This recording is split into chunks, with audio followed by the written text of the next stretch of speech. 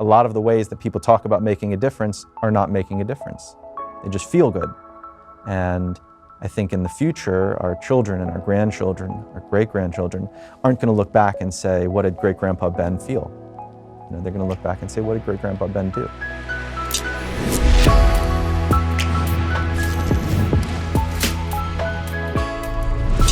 Hey, and welcome. This is the Ben Shapiro Show Sunday Special. We're joined today by Jonathan Safran Foer. He's the author of, among other books, Everything is Illuminated, Extremely Loud and Incredibly Close. And most recently, here I am, and he's here to talk about his brand new book, which is actually about climate change. We Are the Weather. It's available on September 17th. You can pre-order it now. Jonathan, thanks so much for stopping by. I really appreciate it. Very happy to be here. One of the things that's interesting about having you on is obviously my catchphrase is the whole facts don't care about your feelings shtick. But so much of your writing is deeply felt. How do you balance those elements when you're talking about public policy issues like how to deal with the possibility of future climate change? We'll get to that in just one second. But first, these days, a lot of workplaces offer employees some pretty nice perks. We have pretty great perks here at the Daily Wire. Sometimes we bring in free food. Sometimes we even let people go home at night. I mean, we have great perks around here. One of those perks at some companies is life insurance, but you don't want to rely on workplace insurance. This is where Policy Genius comes in. Policy Genius, it's the easy way to shop for life insurance online. In minutes, you can compare quotes from top insurers and find the right amount of coverage at the best possible price. The Policy Genius team can look at your workplace life insurance policy and then help you decide what else you might need and what you actually don't. Policy Genius doesn't just do life insurance either. They can also help you find the right home insurance, auto insurance, disability insurance. So remember, workplace life insurance policies are like workplace snacks. They are better than nothing, but they are not quite enough. Head on over to policygenius.com right now today. Find out how to supplement your workplace life insurance and better protect your family. Policy Genius, it's like a buffet made of life insurance. What could be more delicious than that? What could be more incredible? Go be an adult, get life insurance. Policygenius.com makes it easy. Okay, so how do you separate out what the thrust of what you're trying to say is from the feelings? How much of it is reasoned argument and how much of it is just the drive toward a moral feeling that you're going for? Well, to begin with a little humility, I don't know for sure because feelings are distorting. And oftentimes we don't realize the extent to which our feelings are distorting our thoughts. And we might think that we're being clear-headed, but we think that with the head that is clouded, right? That slogan, though, could also have been the slogan of this book. The central premise of We Are the Weather is that we are way too engaged with our feelings and not nearly enough engaged with the facts or our actions.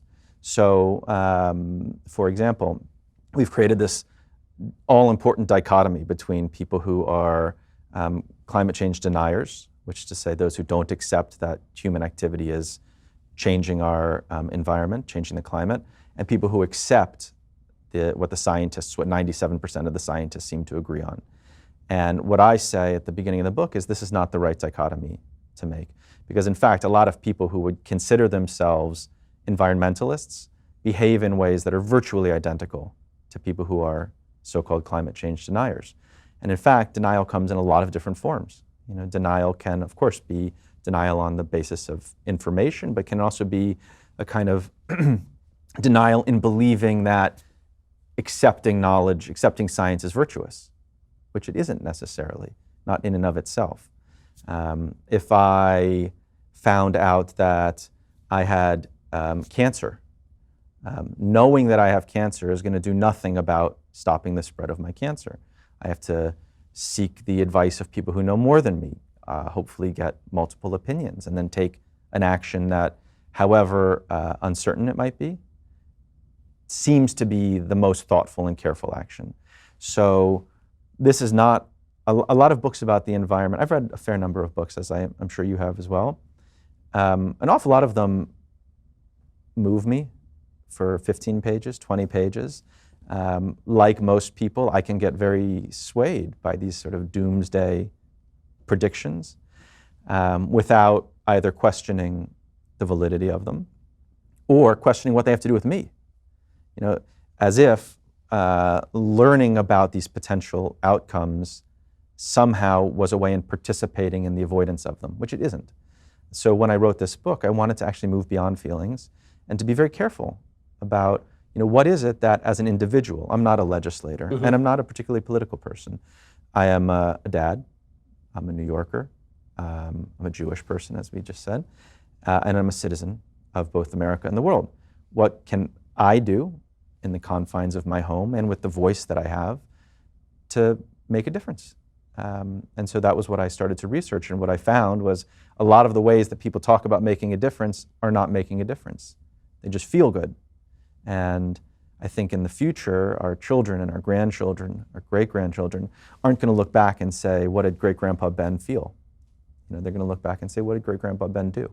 Well, that is a really interesting question, because you're right that there has been this sort of weird political dichotomy over climate change denialism. And one of my big bugaboos has been the idea that if I disagree with somebody on policy, but I fully accept the IPCC estimates about the range of possibilities inherent in climate change, if I accept that sometime between now and the end of the century, there will be a change in the climate that is largely related to human activity, somewhere between 2 degrees Celsius and 6 degrees Celsius, but I also disagree with a particular policy, this makes me a denier. It seems like that is a form of virtue signaling that is unjustified by the facts. And this does bring us to sort of the central contention of your book. Your book is really based on what you say is individual activity, but I wonder if there are environmentalists who are going to criticize the book by pointing out that in the end, this is really a collective solution that's necessary. So, we can dig all the wells that we want and build all the solar panels on our houses that we want, and we can do like Prince Charles and Prince William and talk about not having as many kids.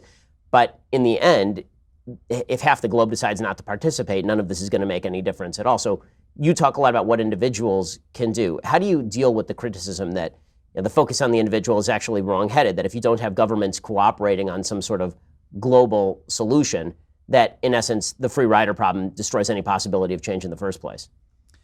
Well, first of all, I would say your description of climate change is exactly right, and it's admirable, and it's worth acknowledging that there is a broad consensus, that not only a scientific consensus, but a popular consensus, not only among Democrats, but among Republicans as well, that as to what you just said, that we are on this path, that temperatures are increasing because of human activity. You even were bold enough to put numbers on it, which are the numbers I would put on it, and are the numbers that, frankly, 97% of scientists would put on it. So we don't disagree about the science, and that's a huge step forward. The goalposts have really been moving in terms of the different kinds of denial. It used to be the case that there was a fairly large swath of the population that said, it's just not happening. And then it was, it's happening, but it's not happening because of human activity. Then it was, it is happening because of human activity, but it's not that bad. And now I think we're in a place where we say, this could be bad. We don't know exactly how bad, but it could be bad, and so let's be thoughtful about it. And I would have a hard time respecting somebody who said this isn't happening, in much the same way that I would have a hard time respecting somebody who believed in Bigfoot.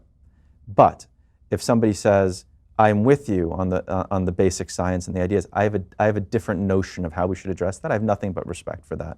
And I might try to have a conversation where I share my perspective, and hopefully in a way that isn't binary. Like, it's not as if we do it my way or we do it your way.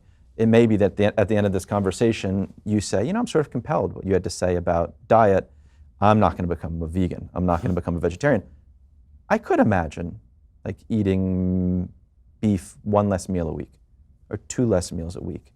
And I can imagine you telling me things that would persuade me to some extent. And that's the kind of conversation, that's the spirit of the conversation that we really need to be having. Are environmentalists going to be upset with my approach? Of course, because environmentalists get upset about everything, and advocates get upset about everything, and that's frankly part of their job. They are not level-headed legislators, and they are not people who live in my house with me making decisions that are very personal to my family. I'm glad that they're out there. I'm glad that PETA exists in the world, despite the fact that I disagree with so many of the things that they say and do. But they're good at creating noise in the margin for us to look at and to remember. I mean, do you wonder if when it comes to PETA, for example, or some of the members of the environmental movement, if the alarmism actually undercuts support for ability to do things, meaning that it's enervating? There's this push on some parts of the radical environmentalist movement, as you see in the animal rights movement with PETA, where PETA will do Holocaust on your plate. My first reaction is, I'm going to go eat a bucket of chicken right now, because a chicken is not a human being. And when you say that this is like a Holocaust, my answer is no, it's not. And when it comes to climate change, it's sort of the same thing. When I see people saying, well, it's going to be the day after tomorrow, and Dennis Quaid is going to be wandering across the ski slopes in the middle of New York, and that's going to happen next year, and all of Miami is going to be underwater. I mean, I saw a story just this week about somebody saying, well, if all the ice caps melted, then all of Florida would be gone. Right, and if an asteroid hits Earth, we'll all be dead. I mean, like, that's not useful talk. You know, well, I would say a couple of things. First of all, my instinct isn't the same as yours. I don't rush off to eat the chicken. I would rush off to condemn Peter's rhetoric. Right. I hear. No, I don't have a reflexive. I don't rise to meet the anger that inspired them to. I think that's fair. And secondly, I want to know if an asteroid is coming toward Earth. I want scientists working on it. And if scientists say to me, that's really no threat, or that's a threat that we just can't do anything about, then I will sleep soundly, not stressing out about asteroids. If there are 5 or 6 papers that say all of Florida is going to be underwater in 3 years, I'd say I really need to know more. You know, an analogy that I often think about is if I were to get a cancer diagnosis. You know, if I went in for a regular physical, my physician calls me and says, your blood work came up a little bit weird. I think it would be good to get a more extensive check by a cancer expert. I wouldn't go and amputate my limbs. I wouldn't go and sign up for chemotherapy the next day. I'd say, who's the best doctor? I want to go to the best doctor. Do I trust doctors? Absolutely. No. Do I trust them more than I trust myself with medicine? Of course I do. If that doctor said to me, we have reasons to be concerned, you know, here's what I would prescribe, I'd say I want to get a second opinion, especially if the prescription was something really dramatic that I did not want to do, like chemotherapy. If the second doctor said, I think this is serious, I would also suggest chemotherapy, perhaps a slightly different course of it, but I'd say I want to talk to a third doctor.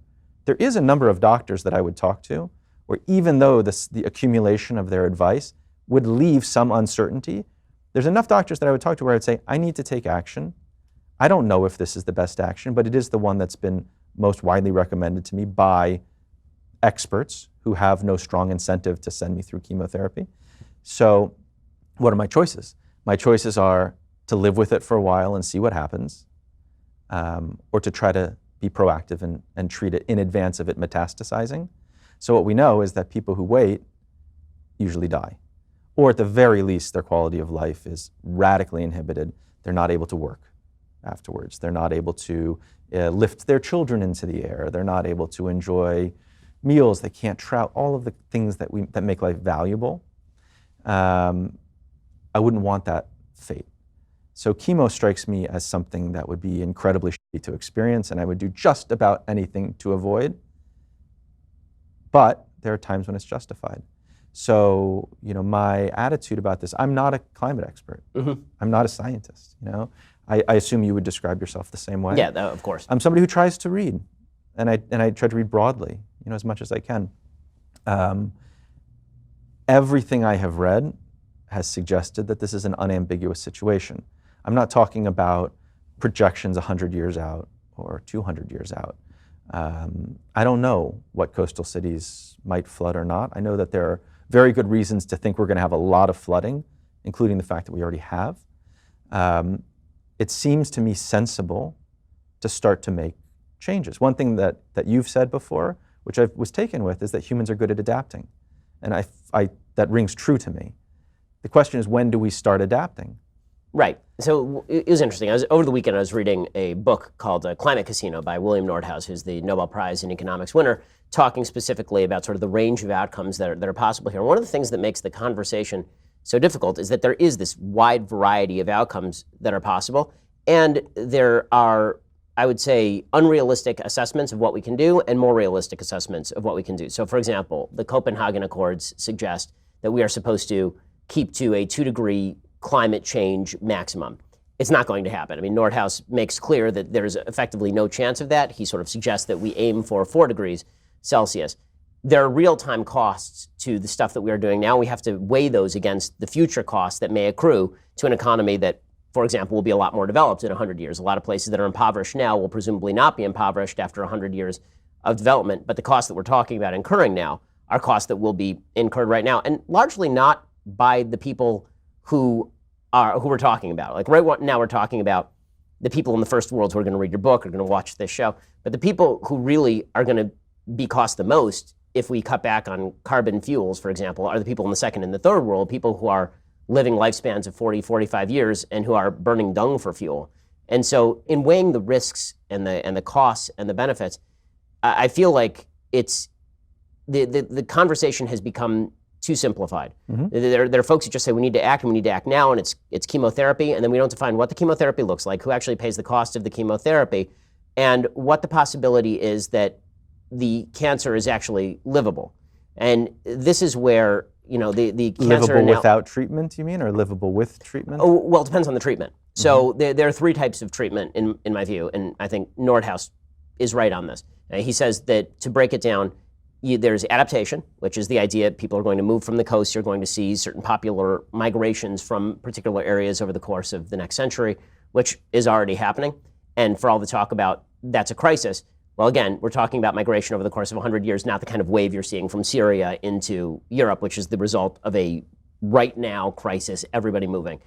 So there's we're also seeing it in California right now as wildfires. You know, wildfires, the wildfire season right around here is now 20% longer than it was 2 decades ago. Right. So you are seeing people move out of those towns, but I think the stuff that people are talking about geopolitically is cross-border crises of millions of people swamping borders. It seems like that will be a more gradual problem than a sudden problem. What makes you think that it will be a more gradual problem? That over the course of the next 100 years, the climate is going to gradually change unless you hit an inflection point, in which case the climate spikes dramatically. So let's talk about that. What happens if we hit that inflection point?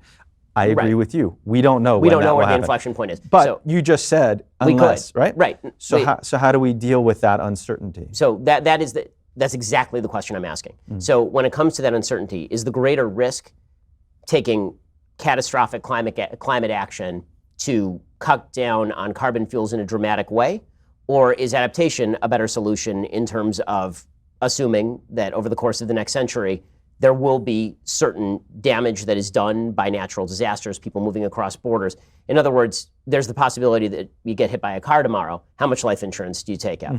Right? And that's dependent on the premiums. It's dependent on how much money you have in the bank account. And so what makes the conversation so difficult is, on the one side, people failing to acknowledge that you could hit a tipping point and things could get disastrous.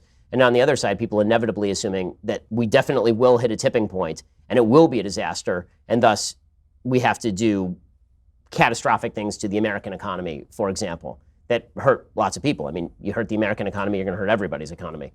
And how would you compare those catastrophic outcomes of acting with the catastrophic outcomes of mass migration in the United States, or the catastrophic outcomes of widespread drought, or the catastrophic outcomes of superstorm, you know, I mean, Nordhaus tries to analyze this in sort of an economic fashion, looking at how much GDP globally would he forecast that it would cost for there to be a rise in natural disasters as forecast by the IPCC over the course of the next 100 years, and that sort of thing. What he suggests is that the biggest damage will be in the sort of environmental area, not the industrial area. So the economy will basically be pretty durable, that people have a good way of adapting when it comes to economics. And even in terms of rise in disease, he thinks that will be fairly mild. But in terms of sort of environmental damage itself, ocean acidification, destruction of coral reefs, that sort of stuff, you will see deep damage. And so if you care a lot about that sort of stuff, then obviously graver necessity must be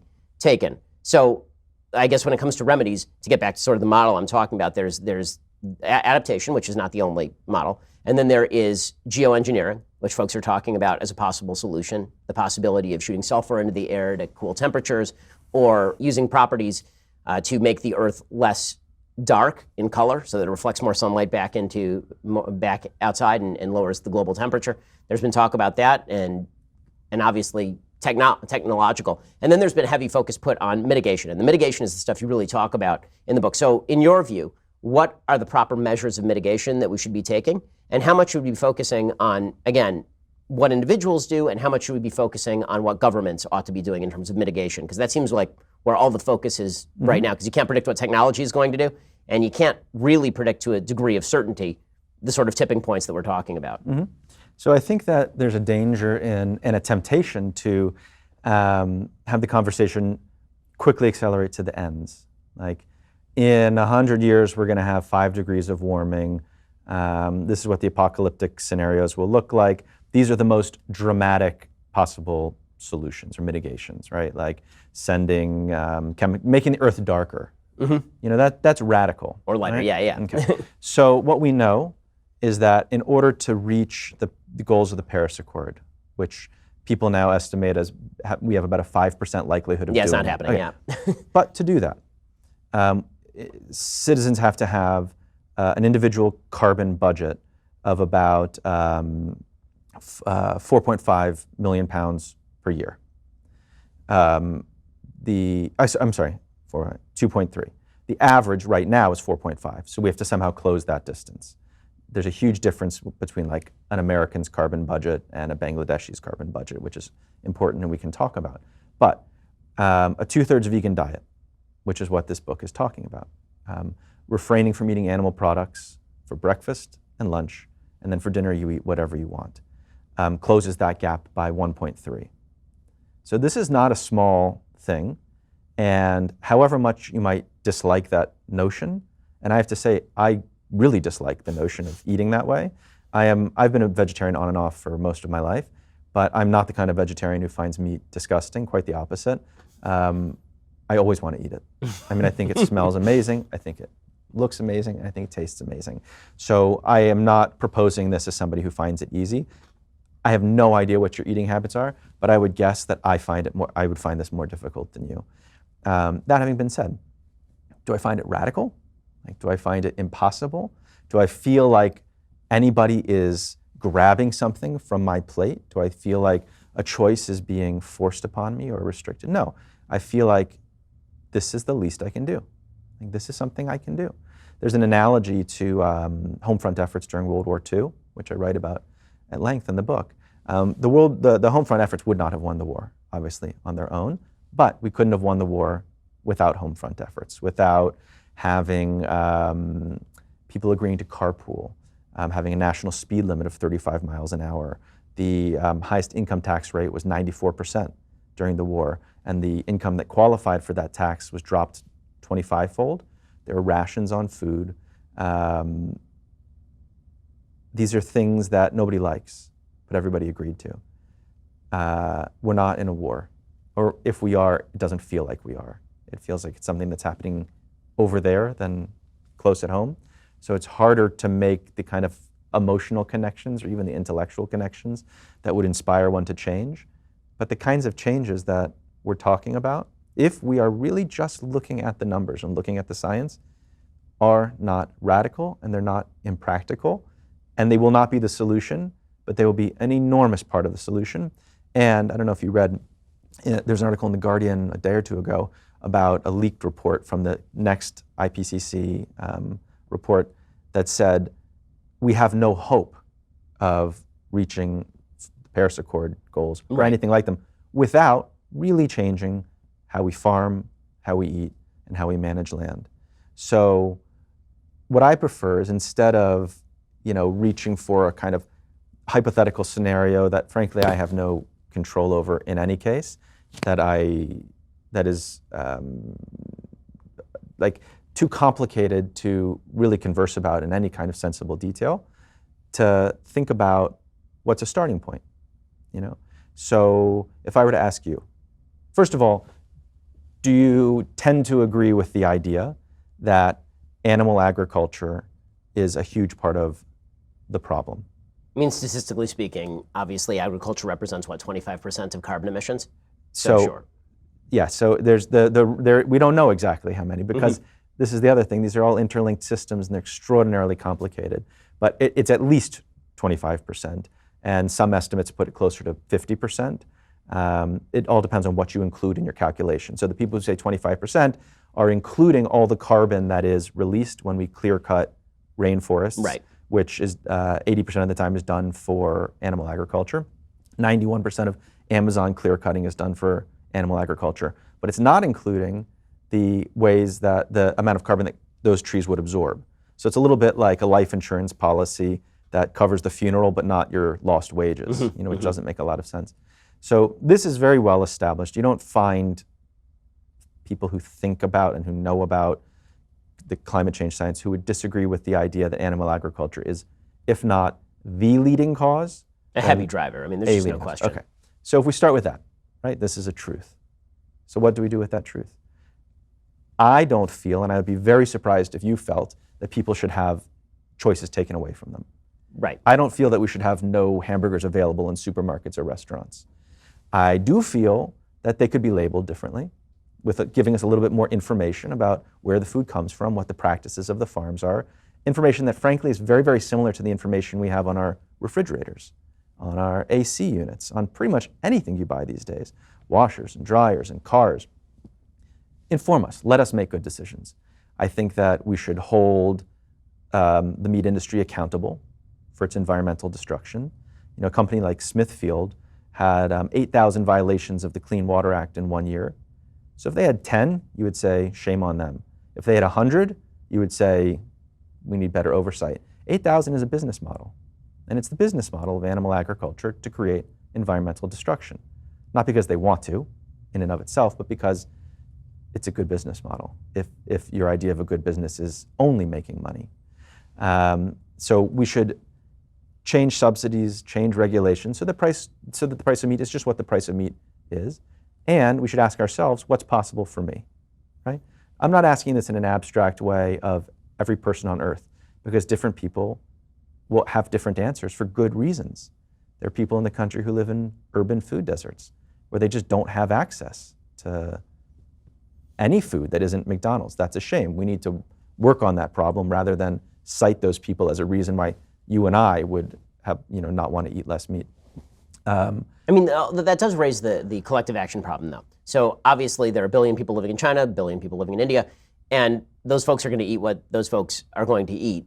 Those of us in Europe or the United States, which is largely where our audience is, let's say they reduce their meat consumption heavily, but that meat consumption is not reduced in places like China or India. In fact, in many places in the world, meat consumption is growing as prosperity grows. So are you asking people to do something that's in vain? We'll get to that in just 1 second. But first, I'll be honest, I'm too busy to go to the post office. The last time I went, I got a giant parking ticket. Because let me tell you something about LA. They suck at everything, the LA city authorities. But when it comes to giving you a parking ticket, they are there, boom, just like that. So no more post office for me. When I need to mail something, I use Stamps.com. It is fast and it is easy. Stamps.com brings all the amazing services of the U.S. Post Office direct to your computer. Whether you're a small office sending invoices, an online seller shipping out products, even a warehouse sending thousands of packages a day, Stamps.com can handle it all with ease. Simply use your computer to print official U.S. postage 24/7 for any letter, any package, any class of mail, anywhere you want to send it. Once your mail is ready, just hand it to your mail carrier or drop it in a mailbox. It is indeed that simple. With Stamps.com, you can get 5 cents off every first-class stamp, plus up to 40% off priority mail, which is a hell of a deal. Stamps.com, it's a no-brainer. It saves you time. It saves you money. There's a reason we use it here at Daily Wire, just like 700,000 other small businesses already use Stamps.com. Right now, my listeners get a special offer. It includes a 4-week trial, plus free postage and digital scale. No long-term commitment, which, again, is a fantastic deal. Just go to Stamps.com, click on the microphone at the top of the homepage, type in Shapiro. That's Stamps.com, enter code Shapiro. Again, Stamps.com, code Shapiro. So I'm actually warm toward your recommendation because I love the idea of individuals taking on things themselves as opposed to having it crammed down from the top. But I do wonder at the collective action problem that's sort of inherent here. So India is the most vegetarian country in the world. Right. China recently created an initiative to reduce meat consumption by half by 2030. It's incredible. Are they going to achieve it? No. But what an incredible for environmental reasons. That was why they did it. And we have like American celebrities over there doing commercials, doing public service announcements to encourage the Chinese public to think about meat differently. Now the question is like, think about it how differently? Think about it in some sort of futuristic, I'm going to be drinking Soylent and like eating little pills for dinner? No. To think about it like their parents thought about it. And that's what we need to do here. This is conservative eating. It's not radical eating. We eat in America now 180 times as much chicken per person as we did a century ago.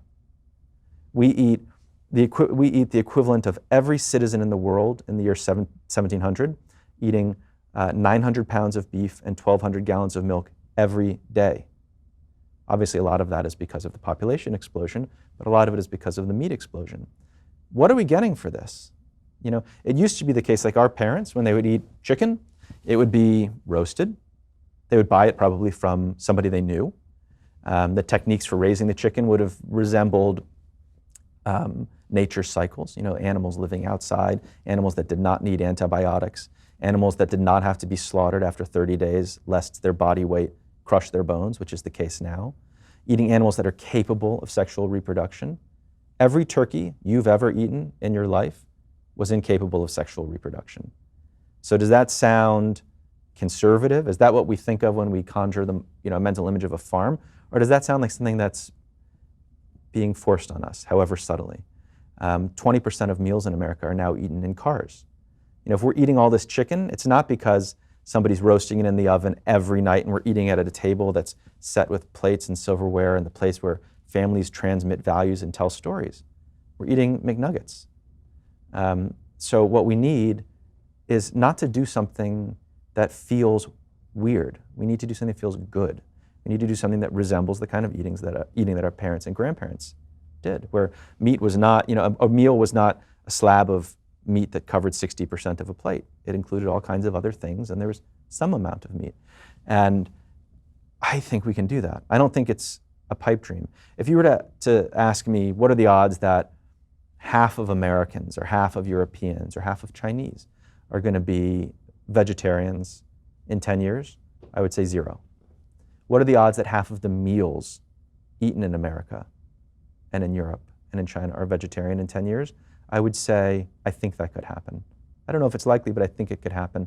And for me, the best way of moving into that thought experiment and to moving in, hopefully, into a kind of optimism about it and an empowerment is to engage it on a person-by-person basis. So like I'm sitting across from you, right? You've acknowledged that climate change is happening because of human activities. You've acknowledged that it is going to be a problem at some point. We don't know how big a problem it's going to be. We don't know when. It's going to be a problem at some point. The kinds of adaptations you've talked about are suggestive of your thinking it's going to be a big problem if people are going to have to leave cities. That's a big problem. You agree that animal agriculture is, if not the most important thing that an individual can do, changing our relationship to animal agriculture. If it's not the most important thing, it's one of the most important things. So what seems possible to you? I'm not talking legislatively or probably, just in your own family. No, that's why I say, as I say, I don't know how big a problem climate change is going to be, but I also hear the idea that on an individual level, if there is something that I can do to mitigate the chances of bad things happening in the future, and on an honest level, if it's not at too much cost to me in my personal life, then I'm willing to do it. And that's one of the things that I actually do enjoy about the book, is that you actually talk about your own struggles with the, I'm a crusader, I'm a visionary, I'm going to do this, and then tomorrow you're eating kind of what you want. Yeah. And that is part of it. I do wonder, you talk in the book about, you sort of compare this to the crusade against tobacco that happened in the United States. And I wonder if that is because it wasn't really a moral crusade against tobacco. That was you're preserving your own health crusade. And you're preserving your own health in real time. It's not you're saving your grandkids, right? It's not you're saving, in 100 years, maybe your great-grandchild is going to have to move from Miami inland to Tallahassee or something. It was, you're going to die of cancer if you keep smoking. And is the better pitch for, I've said before on my own show, that when it comes to moral issues, there are certain moral issues where we look back in 100, 150 years and we say, how could people have ever done that? That's insane, right? Obviously slavery, Jim Crow come to mind in the modern context, but I've said, I think on abortion, 50 years from now, people will go crazy, but I think certainly on vegetarianism, I think in 100 years when it is possible for people to get the protein that they need, increasingly it's happening now, without having to kill animals, then they're going to look back and say, who are these barbarians who are slaughtering animals in mass numbers? And not only that, there's fairly good research that suggests that heavy intake of anything from chicken to beef, less so fish, but chicken and beef is actually not very good for you. Too heavy intake of those is going to hurt you health-wise. Why not make the health pitch as opposed to making the global warming pitch? Specifically because it feels like you're being moralized on global warming. In the book you make comparisons to people who kind of looked the other way during the Holocaust, for example. Why make one pitch as opposed to the other? And you've made the other pitch in eating animals, for example. Well, I would make both pitches. And the smoking analogy is a good one because we knew for a very long time that smoking caused cancer. And it's taken, people talk about it as a triumph, our ability to cut smoking as we have, and I look at it as a failure. It's just taken way too long, given all the information that we have. I would add that smokers are 3 times as likely to die of cancer as non-smokers. People who eat diets heavy in animal protein are 4 times as likely to die of cancer as people who are vegetarian. So it's a rather startling statistic that if what you want to do is avoid death by cancer, you'd be better continuing to smoke and stop eating burgers.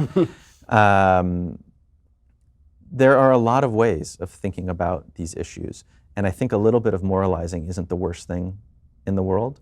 When you were we disagree about abortion, but when you were just talking about it as something that we will look back at in 50 years and say, how could they have? That's moralizing. And I disagree with you, but I'm glad that you feel the way that you do. I'm glad that your opinion is not only informed by information, but informed by passion, and you care. And when something bad is happening, something that we perceive that is wrong, I think it's a good thing to speak up, even if it risks a certain amount of alienation, even if it risks sounding condescending, even if it risks, as I have risked at many a dinner party, coming off like an asshole, like an annoying asshole. You risk that, right? Like pretty much every day. Yeah. And the risk doesn't always pay off, I'll tell you. But I would say a couple of things in response to that. One is, what are the options? Like to keep your mouth shut, or to moderate everything until it means nothing. Also, time matters. There's an urgency to these problems. Again, I don't agree with you about abortion, but somebody who holds your opinion, this every day matters, right? Yes. Of course. When I look at factory farming, there are 50 billion animals being factory farmed right now, every year in the world. Time matters. The conditions matter. And this is another thing that I think we need to think about again, and it's a kind of movement away from the binary to the specific and to the process. We are not all going to die because of climate change, or at least I don't see that happening, and experts don't really see that happening. It's not apocalyptic. It's a question of how much are we willing to lose, because we're going to lose a lot. We're going to lose the coral reefs. We're going to probably lose the Amazon. And how much of this loss are we comfortable with? How many people have to become, how many tens of millions, how many hundreds of millions of people have to become climate refugees before we say, now that's a number too high for me? How many days a year do you want your kids to be able to play outside before you say, that's too few? Like, how many species have to be lost?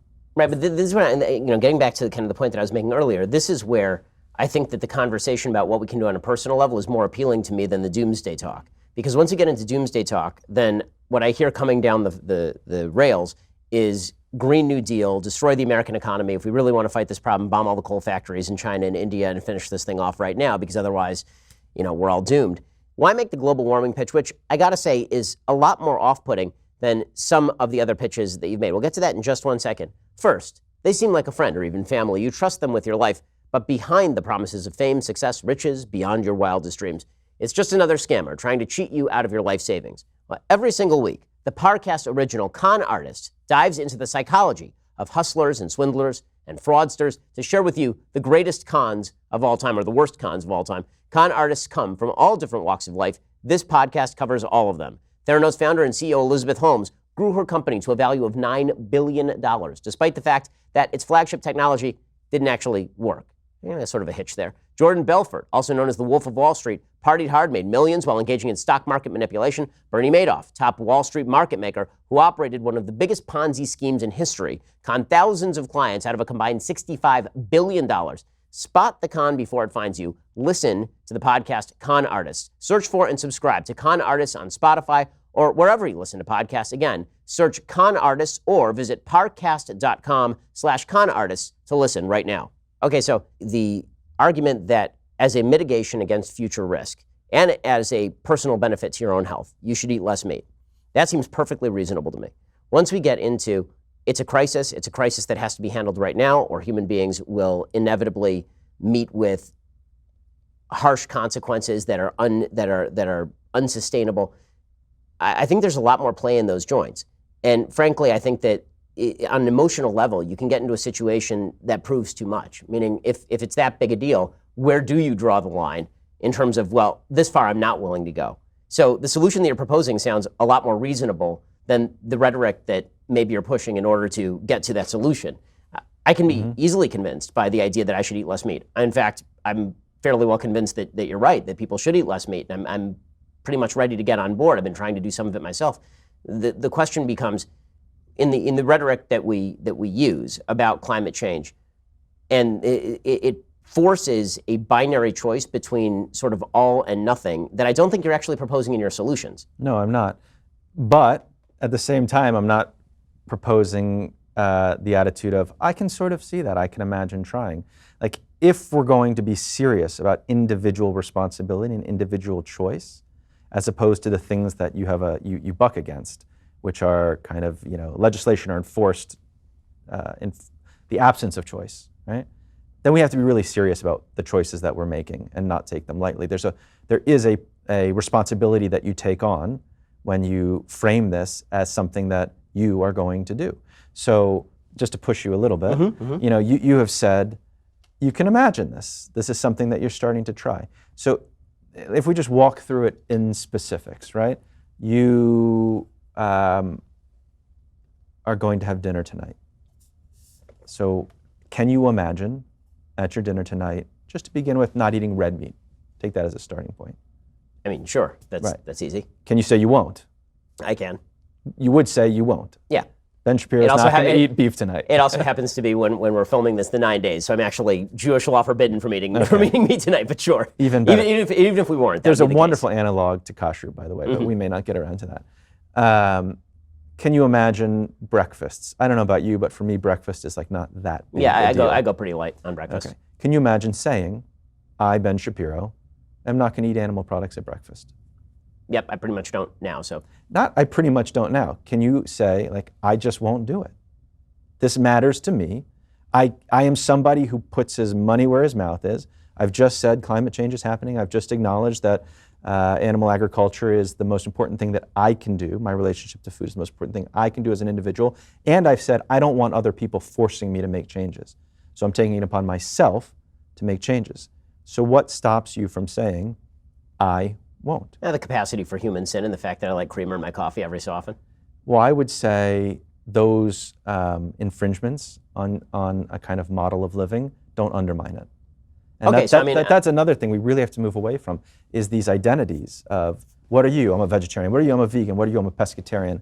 And then... Well, that's sort of what I'm saying. I mean, I'm saying that the measures that you're calling for are actually relatively moderate in terms of what human beings can do. And that's why, instead of me just saying hard and fast, I'm never going to eat animal products at breakfast again, me saying that most of the time, I can commit that most of the time I won't eat animal products at breakfast, that's something that I feel like is reasonable and something that I can do. Saying, bar none, I'm never going to eat an animal product at breakfast again. That's not necessary. Right.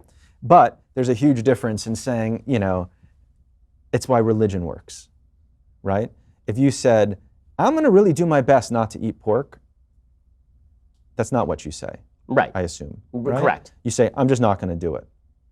It's a good question. I mean, I'm not firmly convinced that it is morally sinful to eat animal products in the same way that it would be for me to violate the Word of God, for example, in my religious belief. And that's... Well, the Word of God is also not to inflict unnecessary harm on other living things, not to desecrate God's creations, to be good stewards of the earth. Right. I would say it perfectly extends to this. Again, that's a very strict reading of eating a hamburger.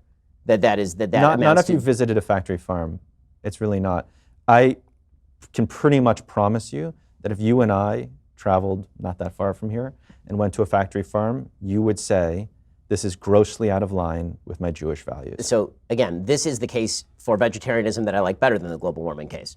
Is what I was saying earlier. This is the case that you make on an ethical level for not eating animals, or on a health level for not eating animals, is an argument that I actually like better than sometime in the foreseeable future there will be consequences that we can't exactly forecast, but know some will be harmful. That's harder, because we're not going to know until we get there how bad things are going to be, and sort of projecting that back into the present is a lot more difficult than saying here and now there's something bad that's going on. I totally respect that.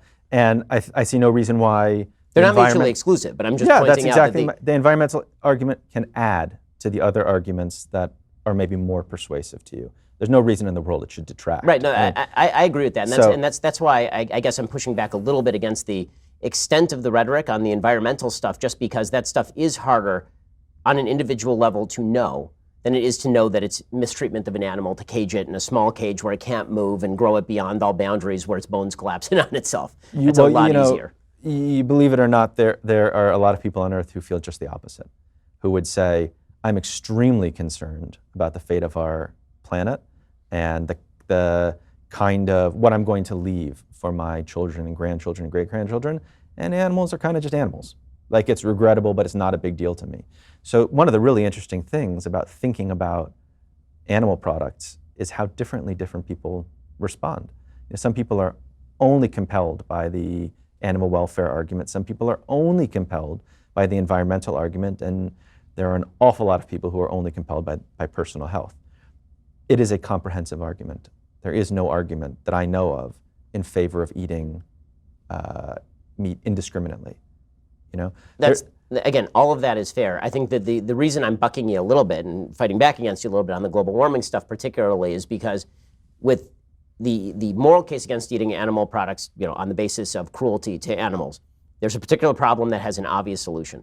When it comes to the health case, there's a particular problem that has an obvious solution. When it comes to global warming, because of the inherent vagary of the forecast in the future, as I say, anywhere from 2 degrees Celsius to 6 degrees Celsius, with tipping points that we don't know where they exist, we don't know what future technologies are going to be, it becomes a little bit less obvious, and you are going to encounter, particularly on the right, accusations that I think in some cases, not your case, but I certainly know people, are justified of virtue signaling, that what you're really implying is that I don't care about my own grandkids if I eat this hamburger. Whereas I think that you can much more easily make the argument that, yeah, I care about my grandkids. I disagree with you about the extent to which global warming is going to be a full-scale disaster if I eat this hamburger. But where I can't argue with you is on a topic where you know more and have seen more, which is the cruelty to animals or the health effects of eating meat. What is wrong with virtue signaling? What's wrong with saying, we know for sure, this is not ambiguous, this is not controversial. You will not, if you can find somebody to come in and join us, I will fly back here and have that conversation. If you can find somebody who will say animal agriculture is not a huge environmental problem. And by the way, we're not just talking about climate change. You know, the UN has said it's among the top 2 or 3 causes of every significant environmental problem on the planet. We agreed on that. So the air question pollution, is, water pollution, deforestation, loss of biodiversity. So again, this goes back to okay, so why are you calling on people to do 2/3 meat reduction as opposed to complete meat reduction, like no meat at all? That is an excellent question, and one that I wrestled with. And in part, I think I was responding to my own limits. I am not a vegan. Do I know that it would be the right way to live according to all the arguments I make? Yes. But then we run into this problem, which is really interesting and fruitful and fun and productive to talk about, because it can actually nudge us and nudge the other toward behaving more in line with one's ideals, like acting more like the person you want to be. It would certainly be better for the environment. It would certainly be better for our health, and it would be better for animals to go all the way. I don't realistically see that happening, and I think it's extraordinarily important and urgently important to move forward. Instead of measuring the distance from some sort of ethical perfection that nobody's going to achieve anyway, to measure the distance from doing nothing. And breakfast is a place to start. If I were to ask everybody in this room, I don't know, maybe there's 10 people in this room right now, hey, who here thinks they could never eat animal products again? I think it's extremely unlikely anybody would say me. If I were to say, who thinks it's possible not to eat animal products for breakfast tomorrow? I think everybody would say yes, fairly straightforwardly. If I were to say lunch, it would be harder. But we could have a conversation, and it would have to be an ongoing conversation, and one that's had not between me and each person, but between each person and himself. You know, just a moment of pause. And it's really tricky. I know this from experience, because to be frank, I hate it. I really hate it. Like, I have cravings. I love the taste of meat. I also love the functions it serves. Like, I love family barbecues. I love that my grandmother would show her love through a particular chicken dish that she would always make. I love the 4th of July. I love Thanksgiving. It sucks to give these things up. And if I were a lion, my obligations would end with my cravings. But I'm not a lion, I'm a human being, you know? You often hear people say, well, the human brain wouldn't have evolved to be what it is if we hadn't eaten meat throughout history, which is true. The question now is, what do we do with these big brains that we have? And what distinguishes us from the other animals is the ability to override our cravings with reason, which is something we do constantly. You could probably think of 100 examples of your having done that today. There's a balance, which we've now touched on in a number of different aspects of what's too much to ask, right? Because there is a point at which it's just too much to ask. And we might have different ideas about what's too much to ask, either legislatively or within our own lives. But it is good and necessary to figure out what that is in your own life and to really challenge yourself. So when you say, yeah, I could probably do it, that doesn't sound to me like you challenging yourself. You saying like, I'm gonna do it, and if I, fall short, I'm not gonna beat myself up.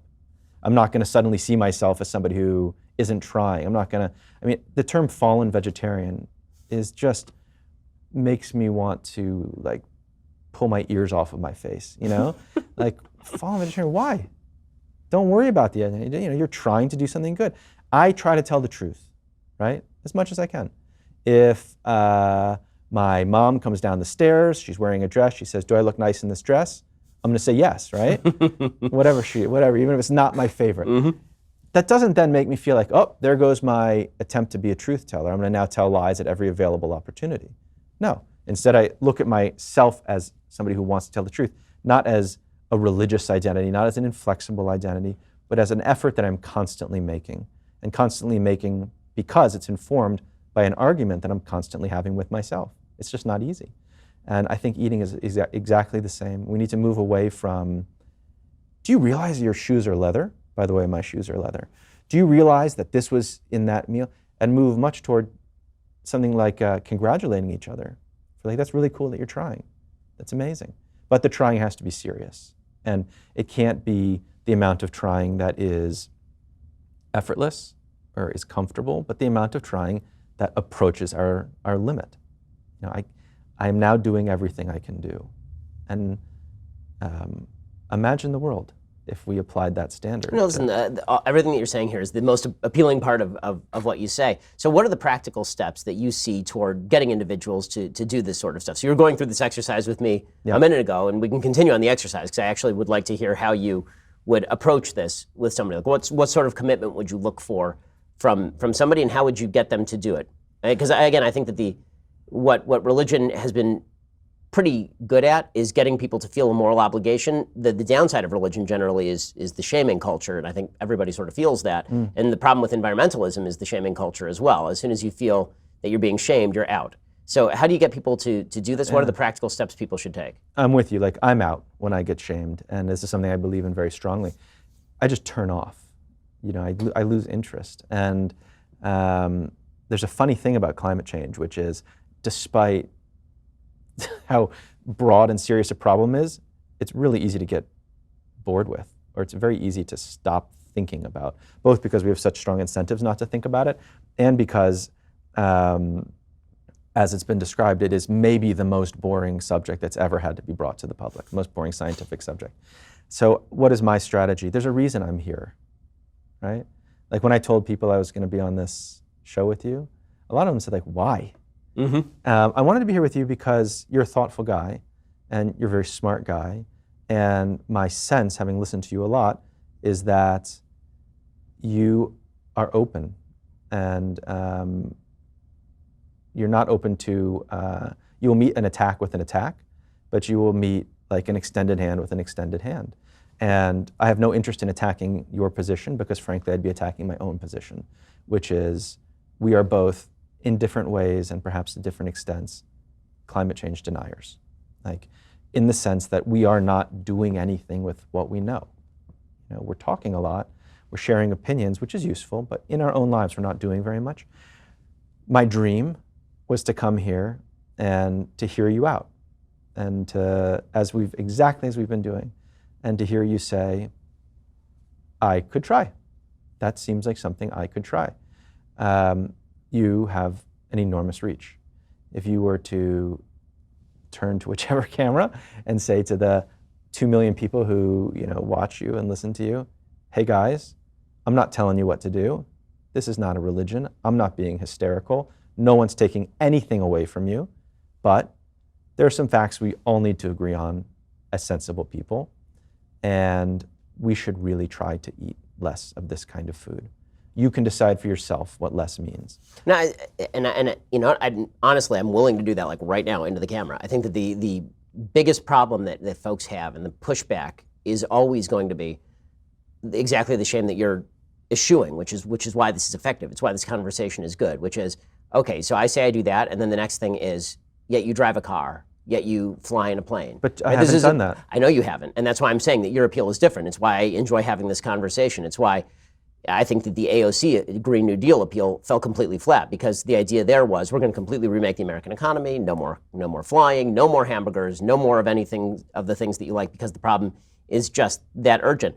What I like about your approach is that it is multifaceted and multi-rational, meaning that you're using, yes, the environment as a push point on eating habits, but that is combined with other reasons why you shouldn't be doing all of this. So this is all, it's good for you for a variety of reasons why you should be doing this, and that you're not coming at it from a perspective of, now we're going to shame you. It's why you get the pushback from the right very often, from a lot of folks who are environmentalists. Well, you took a private jet to this particular Davos meeting to talk about climate change, and you took your limo there. Well, the approach that you're taking is one that sort of forecloses that, because you're basically saying we all do the best that we can, and the best that we can means pushing yourself a little bit more. That, I think, is a much better approach, and frankly, I wish that more people would take it. I think we could talk about flying as well. Like, there is zero chance that I'm going to stop flying. There's zero chance that you're going to stop flying. There's zero chance that the American public is going to stop flying. Can I imagine taking one less flight a year? Yeah, that's actually fairly easy to imagine. I like going on camping trips with my kids. Like, we could take a train, we could take a car. Can I imagine taking 2 less trips a year? This is the goal I've now set for myself. Taking 2 less trips a year creates a huge impact, a really significant impact. If we could start at the beginning rather than at the end, I think you would find a lot of people not only being open to that, but being inspired by that. And I'm not talking about students on the Berkeley campus. I'm talking about everybody who watches Well, you're this. starting from normal human behavior, then you're just saying, okay, we can ratchet it down a degree, as opposed to what would our ideal human look like? They'd live in a cave, not using fire, and they would never contribute anything to the climate change environment. They wouldn't contribute any carbon emissions. And so, how close can we get to that? Again, I'm praising your approach, and I'm hoping that more people who are on the environmentalist side of the ledger, where, frankly, I consider myself an environmentalist to the laughter of, I'm sure, many of the people on the left who disagree with me. I think there's nothing laughable about that. Again, the way we started this conversation was your description of climate change, which is perfectly in agreement with the most liberal description. I talked to professors at Caltech about this. It's pretty obvious what exactly the problem is. The range of outcomes is less obvious, and then what government action should look like in response to that range of outcomes is even less obvious than that, because that is a variety of policies with uncertain ends. But again, what you're pushing is something that, as a religious person, it appeals to me. I like the idea of taking on additional burdens. It's something that I actually enjoy, and I think it breeds a certain level of responsibility. So for folks in my audience who may not be familiar with your work or what you've done in the past, where do you come from? What's your background? Well, shame on them for not knowing. To begin with. Where do I come from? I was born and raised in D.C., but my parents weren't involved in government. As you know, there's a population in D.C. that's transient and a population that's permanent. And so my family was part of the permanent population. That is, after my grandparents immigrated. My mother was actually born in a DP camp in Poland and came shortly after the war, and experienced a kind of American dream. My grandparents spoke virtually no English when they arrived, had very few family connections, and started working in grocery stores and ultimately managing them and then owning a few, and were able to send their kids to college. I was raised as a conservative Jew. We were not particularly religious, but we were at least twice a year religious. But I was very much raised in the kind of soil of Jewish stories and Jewish values, which have surfaced in my life in a lot of unexpected ways, particularly through writing, when I would have least expected it, frankly.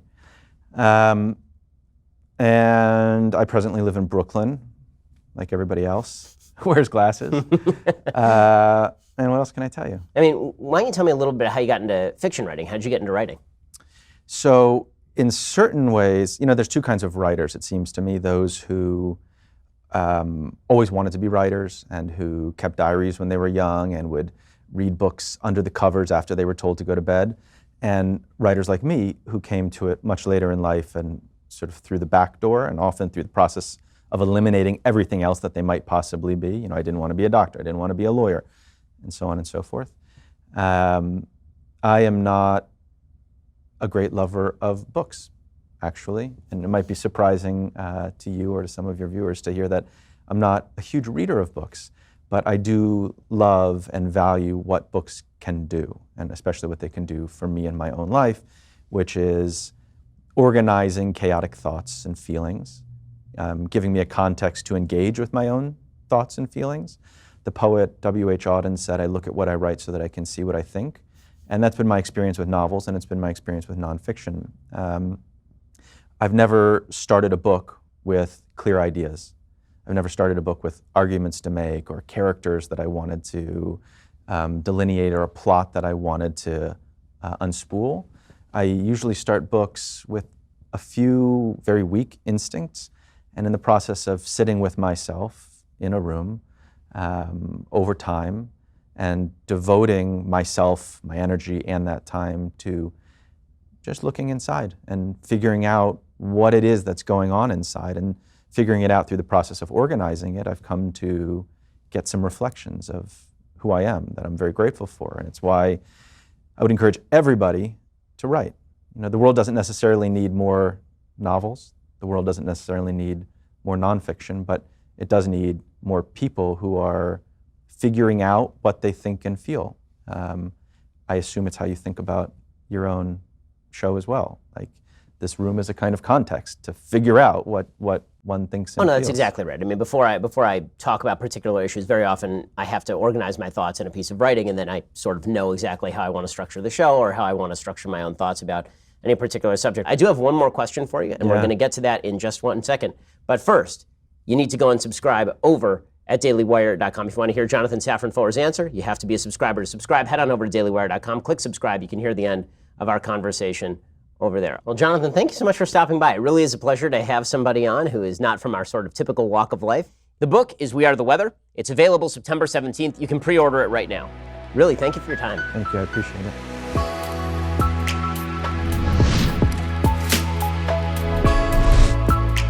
The Ben Shapiro Show Sunday Special is directed by Mathis Glover and produced by Jonathan Hay. Executive producer, Jeremy Boring. Associate producer, Colton Haas.